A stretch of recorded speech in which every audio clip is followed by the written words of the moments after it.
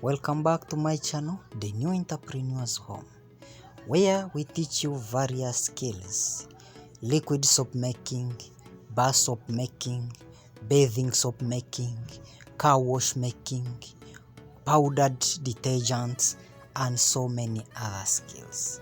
Now today we are teaching you how to make a hard bar soap. As you can see in my bucket here, I have already measured my sodium silicate, and I'm mixing some portion of caustic soda, as you can see from my white bucket. Then I mix very well your caustic soda and a portion of your sodium silicate and a portion of caustic soda. Why do we do so? We do this because caustic soda is so irritable on our skin. It is so dangerous.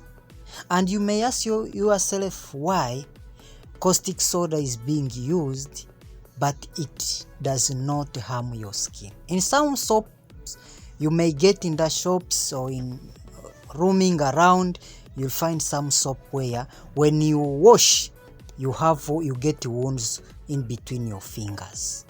That's why this ingredient is crucial.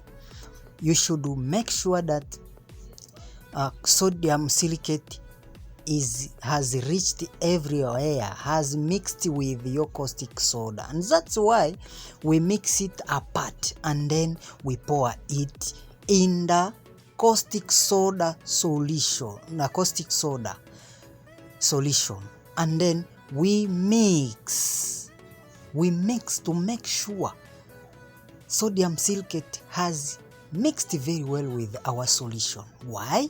Because sodium silicate prevent it to irritate. Now, that was the first step in mixing. After you have already prepared, you have your solution, you have your sodium silicate, and you have your soap aside. Then you have mixed the sodium silicate in it. Then the following step is mixing your sodium silicate mixed in caustic soda. You want to mix it with the fats, and this is oil. I repeat, you take your caustic soda solution or base, what we call base, professional term. You add in your sodium silicate. After adding your sodium silicate, it becomes one solution. Then you want to pour it to mix it with your oil, and this is what I'm doing now. You mix as you stir, and remember, you must